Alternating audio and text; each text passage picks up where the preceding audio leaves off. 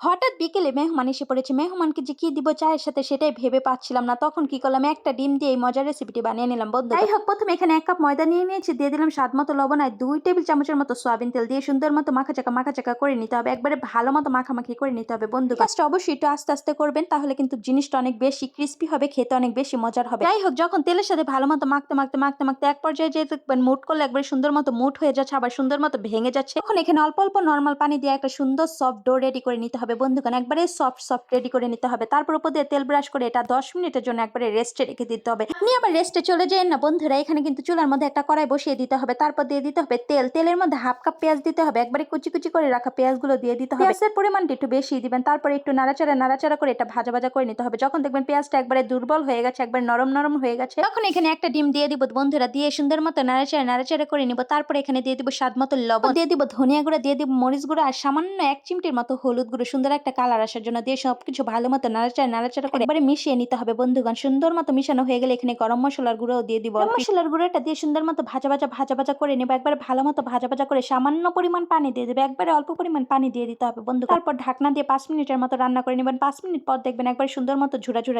হয়ে গেছে, একবারে সুন্দর হয়ে গেছে। এটাকে নামিয়ে নিতে হবে সুন্দর মতো। অন্যদিকে কিন্তু 10 মিনিট হয়ে গেছে। এদিকে আমার ডোটা একবারে পারফেক্ট ভাবে নরম তুলতুলে হয়ে গেছে, একবারে আপনাদের গালের মতো বন্ধুগণ, সুন্দর তুলতুলে হয়ে গেছে। তারপর হাত দিয়ে সুন্দর মতো একটু মথে নেবে, একবারে ভালো মতো মথে নেবো বন্ধুগণ। তারপর যে কটা নাস্তা বানাবো সেই কটা লেচি কেটে নিতে হবে। এখানে ছোট করে গোল করে কেটে নিতে হবে। আর এখানে 1 কাপ ময়দা দিয়ে 5টা লেচি হয়ে গেছে। তারপরে এটাকে সুন্দর মতো একবারে একটা রুটি বানিয়ে নিতে হবে, মানে রুটির শেপ দিয়ে নিতে হবে বন্ধুগণ।